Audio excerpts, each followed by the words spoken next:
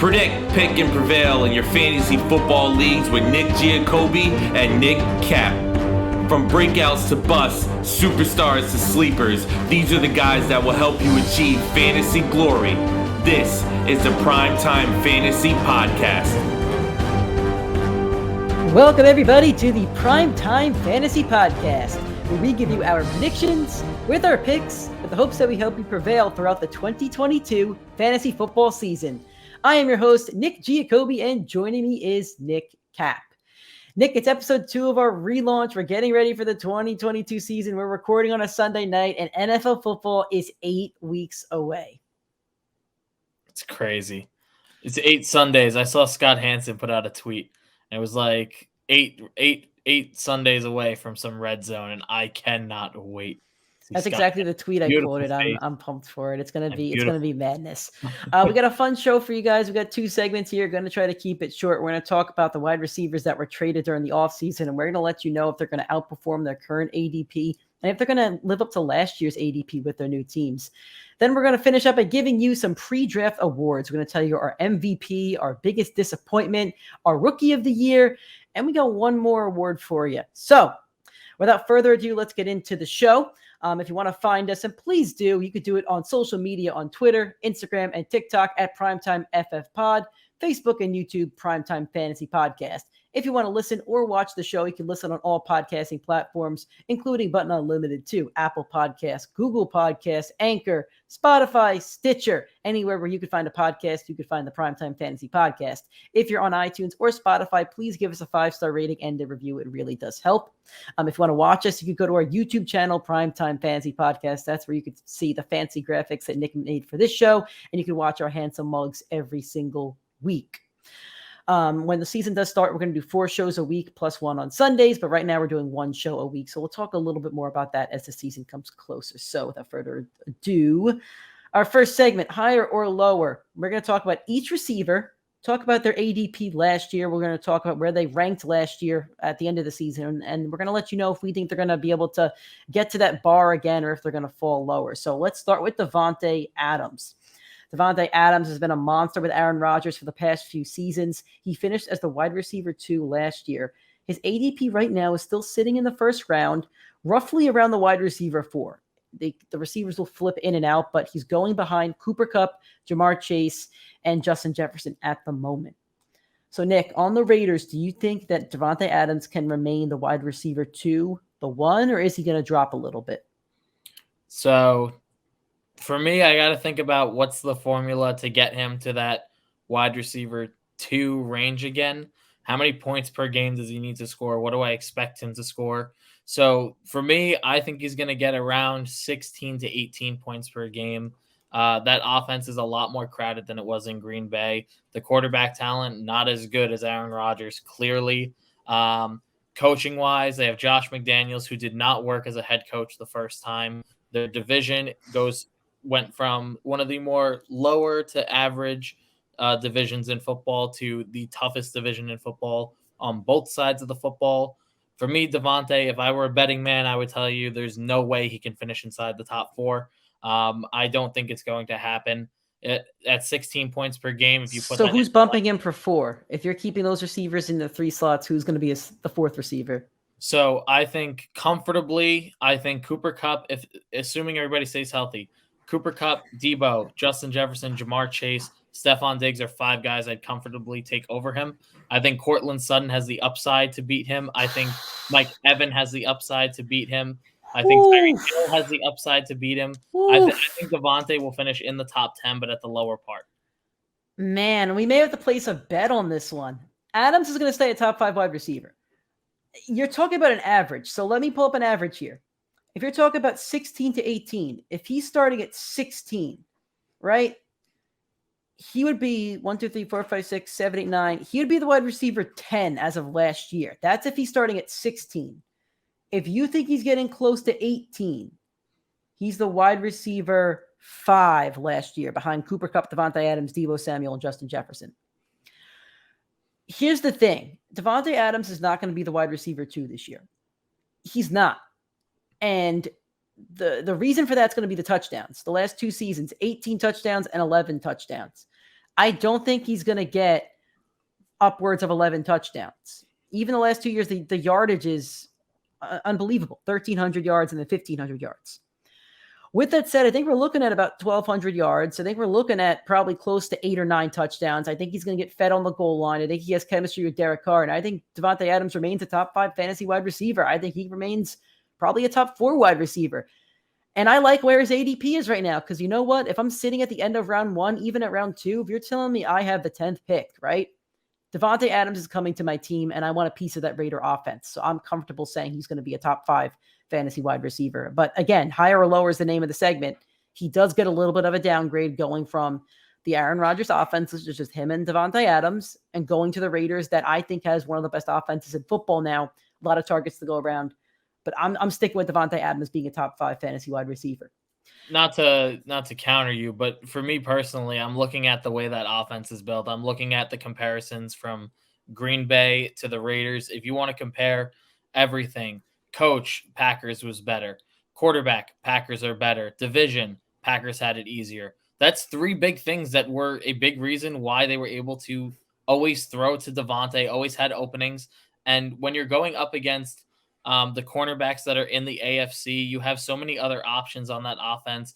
Green Bay, you had to force feed Davante because there really wasn't another reliable option. Aaron Jones, he would give you 4 touchdowns one week and couldn't break 60 yards the next week.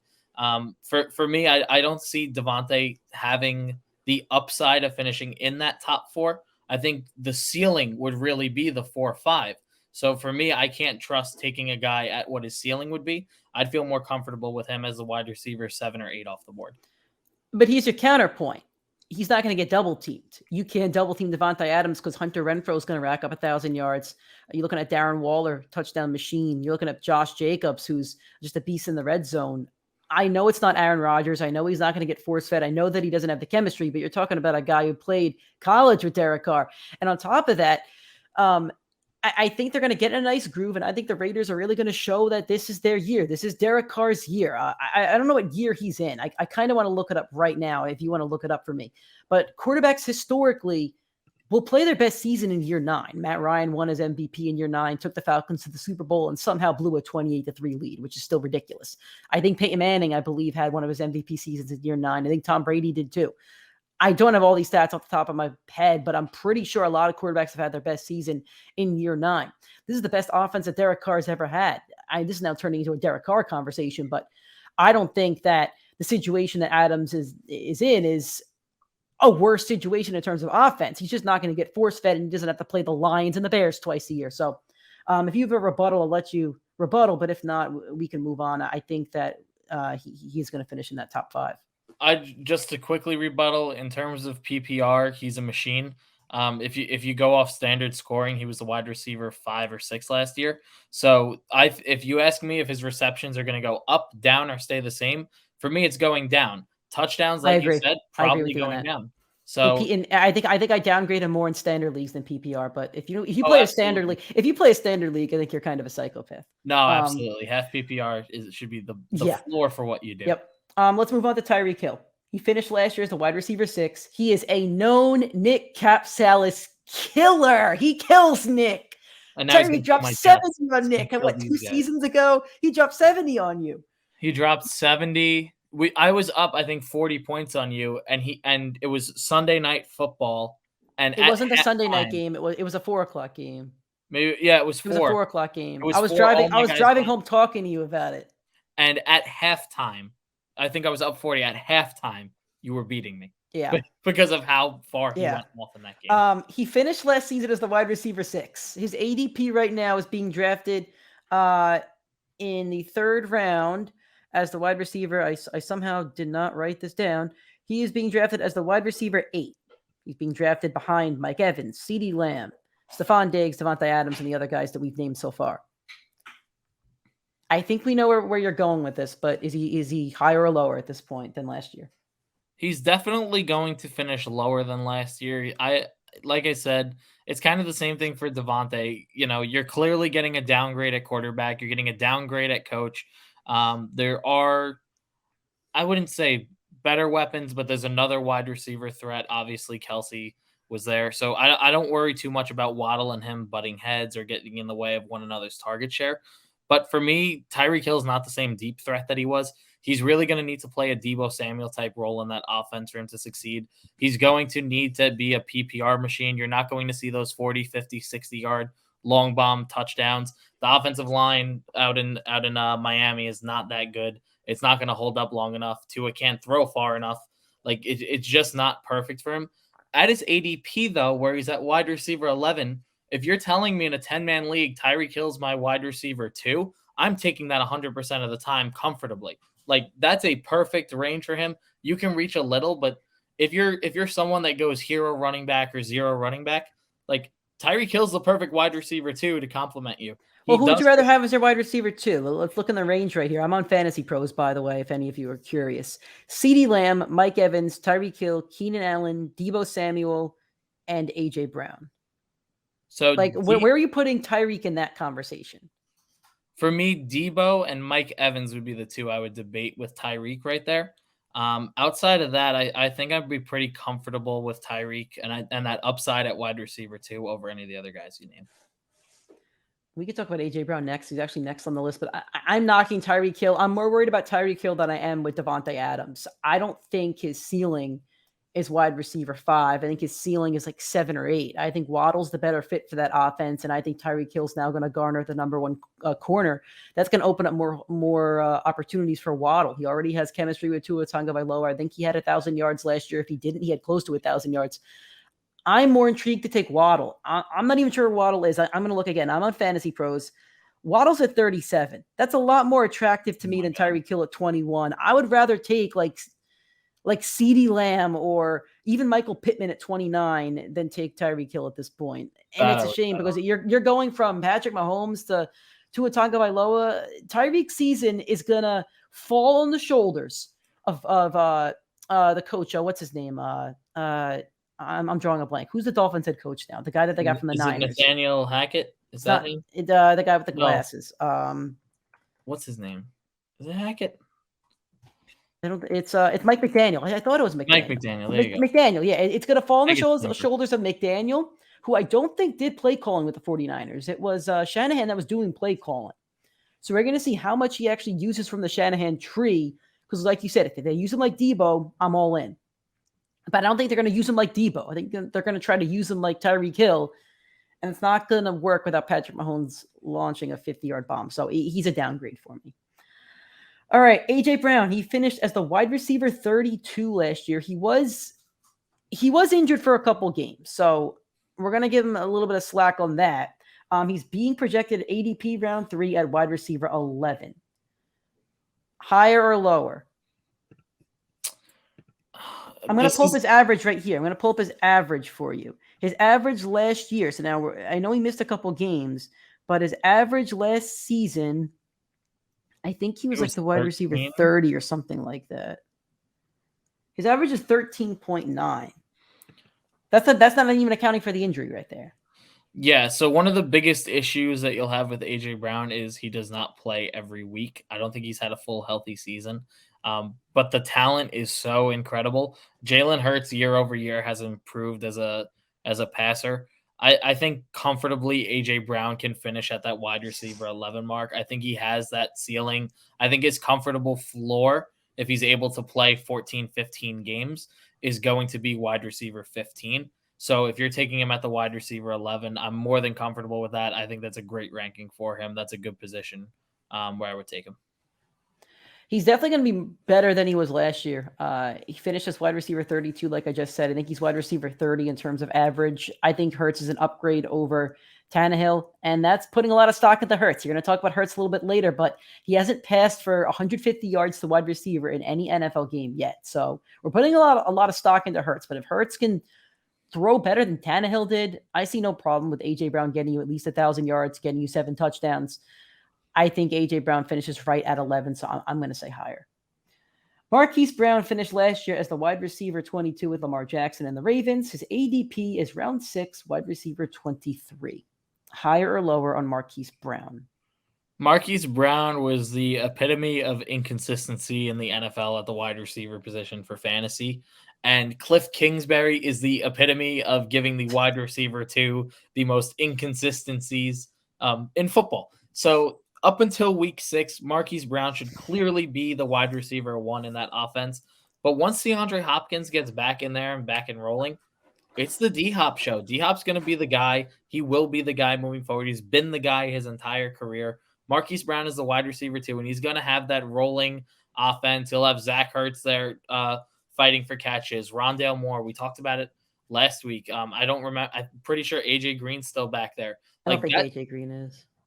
Even if not, I mean, like, there's still such an array of weapons there where Marquise Brown is going to be so inconsistent where I don't want to touch him on my team, but he is going to present that high upside games where he will finish probably at the wide receiver 17 or 18. I'm going to say he finishes above that 22 mark. You want to know where DeAndre Hopkins is projected right now? Where? Wide receiver 38, pick 92. Yeah, that's 6 games. That's going to hurt. The 6 games is hurting him. I'm higher on A.J. Brown than you are. I'm higher on A.J. Brown simply because, like I said last week on the show, he's playing with his college teammate. He's going to have 6 weeks to gel with Kyler. And I think he's younger than DeAndre Hopkins. Hopkins is, 30 at this point? Like, I think Marquise Brown could possibly become the wide receiver 1 on this team. He has 6 weeks to do it. And if he establishes himself as the wide receiver 1 at that point, I don't think Hopkins gets it back. Hopkins didn't have a great season last year. I know we're riding off somebody who we both said is the best receiver in football like years ago, maybe 3 years ago. But if Marquise Brown takes over his role, he's the wide receiver 1, and Kyler's going to throw a lot of balls over there. Mm-hmm. I'm higher on him. And guys that are getting drafted above Marquise Brown right now, Mike Williams, wide receiver 2. Cortland Sutton, wide receiver 2. DK Metcalf. I'm not touching DK Metcalf this year. I almost had him as my bust on the show. I didn't want to talk about him again. Terry McLaurin. That's a model of inconsistency right there, is Terry McLaurin. You could not start Terry McLaurin last week without worrying about him getting only 3 points. Brandon Cooks, he's going to be a bust this year. I don't want to touch Brandon Cooks with Davis Mills as his quarterback. Marquise Brown is being underdrafted. He's going to finish right around wide receiver 18, 17. I think he has a ceiling of getting to 15. I'm up on Marquise Brown. Amari Cooper, he finished last year wide receiver 28 with the Cowboys. His ADP right now is round 6, wide receiver 22, right before Marquise Brown. Higher or lower? And we're going to have the same conversation as if Deshaun Watson is playing, but I don't think he's going to play for at least 6 to 8 games. Yeah, I think, like we said, it's going to be such a big question mark. If Deshaun Watson is, I think he's someone you're going to see the biggest move in where his ESPN ranking is going into your draft based on the Watson thing. If we find out Watson's not playing for the year, I mean, with Jacoby Brissett assumed to be the quarterback 1 there, there's no way you could comfortably play Amari Cooper outside of a flex play. So what really is the ceiling there in Cleveland? Tough schedule. Wide receiver 22. That's saying you're trusting him to flex every week. Amari Cooper, for me, as much as I've loved him in years past and as much as he has changed the Cowboys offense and the Raiders offense when he was there, I think he's finishing way lower than that. I can't comfortably draft him. If Deshaun Watson is playing, that's still a rough ADP for me. I don't know if I would trust him at the 22. The ADP will probably jump up until 15, 16 if that happened. And there I'm even less comfortable, obviously, playing him wide receiver 2. Amari Cooper, I don't want to touch him unless he's falling even further than that 22 mark. If Deshaun Watson plays, Amari Cooper is going to be a top 20 wide receiver, somewhere between 15 and 20, just because of the sheer amount of targets he gets. That's if Watson plays all 16 games. I don't think he does. I'm not touching him if Watson's not playing, because the same reason you just stated. I would rather wait around and get Chris Godwin, who's going to miss some time, because I know Brady's going to force feed him the ball. I'd rather take a chance on Juju Smith-Schuster with Mahomes. I'd rather take a chance on Rashad Bateman with the Ravens. So I'm not going to go and touch Amari Cooper until we know that situation. So you hit the nail on the head with that one. Those are all the receivers that we're going to talk about. So we're going to go with some pre-draft awards. Our 4 awards are MVP, most improved player, rookie of the year, and biggest disappointment. So without further ado, Nick, let's talk about your MVP. You have Jalen Hurts with the Philadelphia Eagles. Right now, Hurts is being taken as the QB 8 in fantasy drafts. That's completely absurd. He finished way higher than that last year. He's improved from year 1 to year 2. He's going to improve to year 3. Quarterbacks, you usually see that sophomore slump. You didn't see that in Hurts. He carried that team to the playoffs. He now has a new wide receiver 1 who is an elite talent at the position. Jalen Hurts comfortably is going to finish as a top 5 quarterback for fantasy purposes. There's no reason he should finish below that. And with that rushing upside, with the second easiest schedule in the season, there is no way you can tell me that Jalen Hurts should be drafted at 8. I am going to call it now. It's something I was going to wait to call. I think Jalen Hurts is finishing as the QB1 in fantasy. I think he's going to put up a Lamar-type season. That rushing upside is incredible. His passing upside is incredible. I'm very high on the Eagles. I know all of Eagle Nation has been, roaring since. You're putting your stock into the Eagles right there. Yeah, exactly. But I think Hurts, I think he's going to pay off. I think they're winning that division. I think Hurts finishes as the QB1. I think he gets real MVP votes this year. For me, I want to pick the guy that I think is going to score the most points in fantasy football from a skilled position at least. So I'm going to go with Justin Jefferson. We saw what Cooper Kupp did last year, monster season. We've seen what with Davante Adams has done. We've seen what Tyreek Hill has done. Justin Jefferson is in his first 2 seasons in the NFL, a top 3 fantasy wide receiver both years. His stats, 1,400 yards, 7 touchdowns, 1,600 yards, 10 touchdowns. They also have a new coaching staff over there. I believe they got a new head coach, and I believe they took Wes Phillips from the Rams. I think he was the passing game coordinator. I want to give a shout out to my boy Joe, who's very high on Justin Jefferson, and he says he's going to be the wide receiver 1 this year as well, due to taking that Rams passing game coordinator that did things with Cooper Kupp. So I do want to give him a little shout out on that one.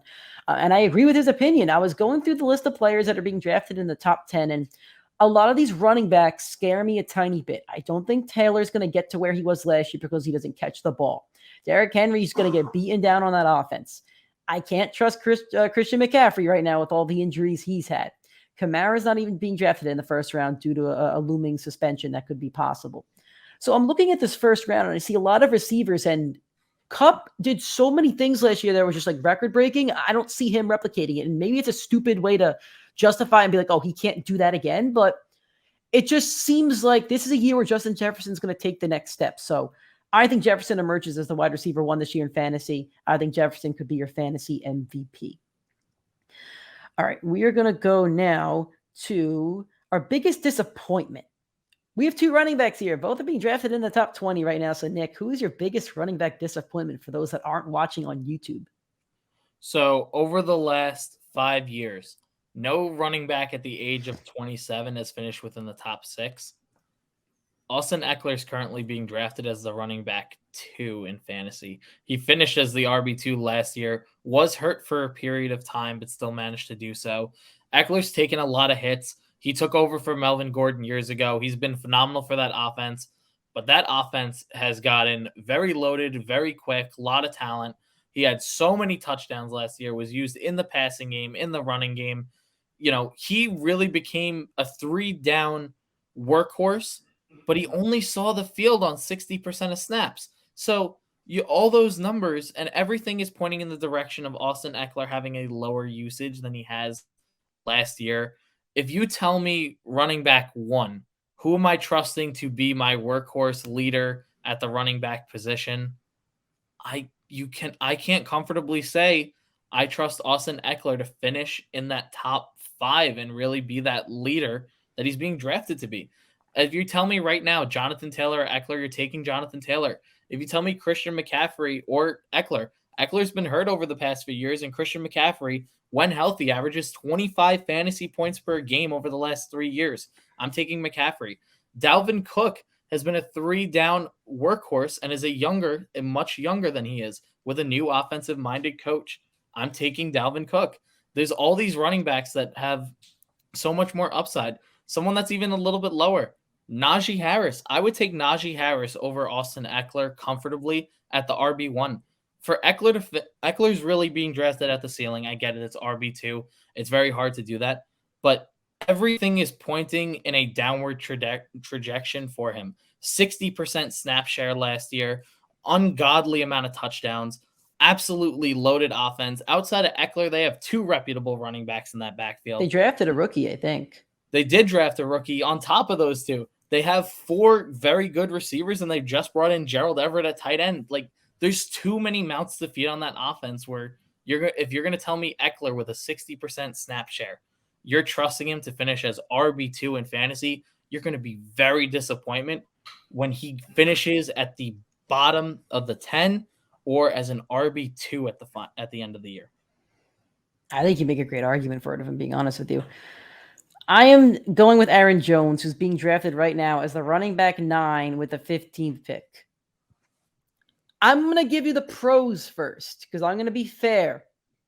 The pro is that Aaron Jones is a pass-catching back for Aaron Rodgers. He catches more passes and gets more targets than A.J. Dillon does.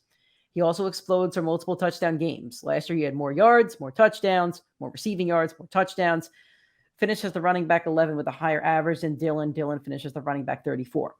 The targets have to go somewhere. They're not all going to go to Allen Lazard and a couple of rookies with Davante Adams gone. So I'm giving you the pros to taking Aaron Jones. Now here's my cons. A.J. Dillon is younger. He seems quicker. He seems stronger. He's a bulldozer. I think he's going to get most of that goal line work.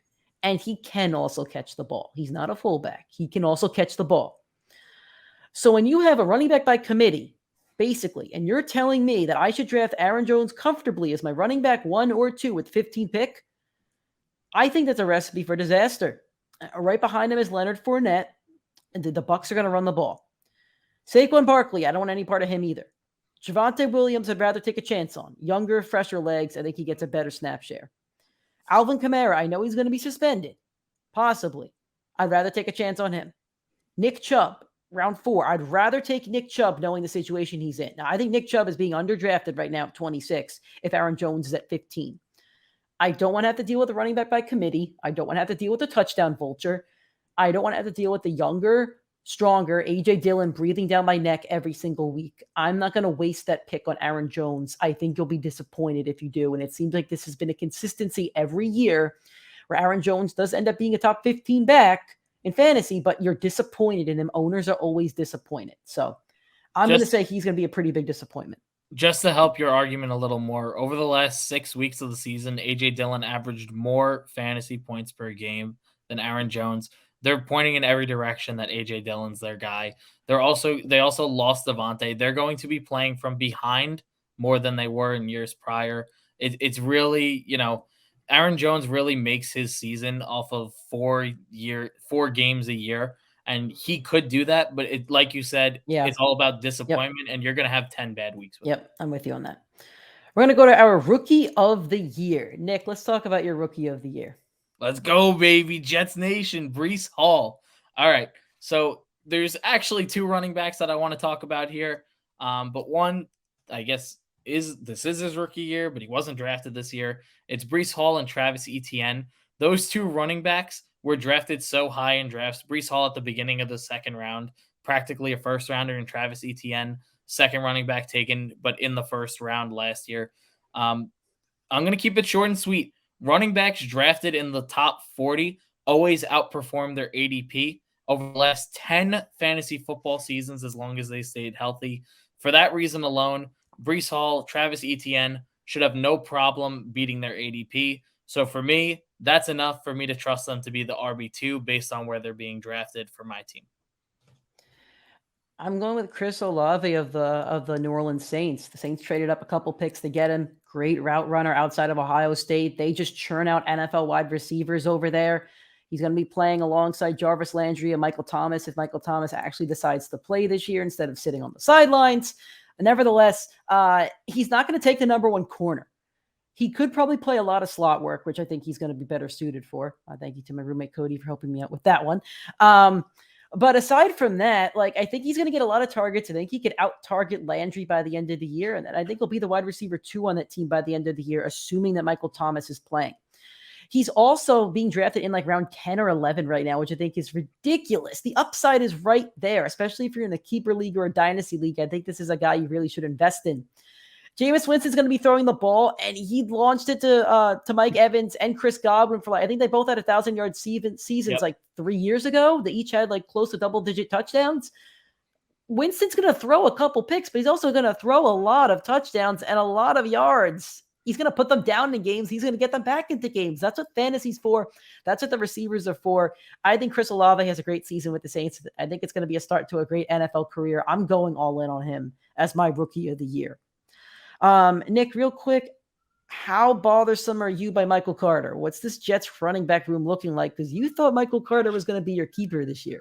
Yeah, I thought they were going to go 3 down back with Carter. Luckily, I do have ETN in our league, so I'm just going to use my keeper on him. It's a great keeper. I'm jealous of that. Absolutely.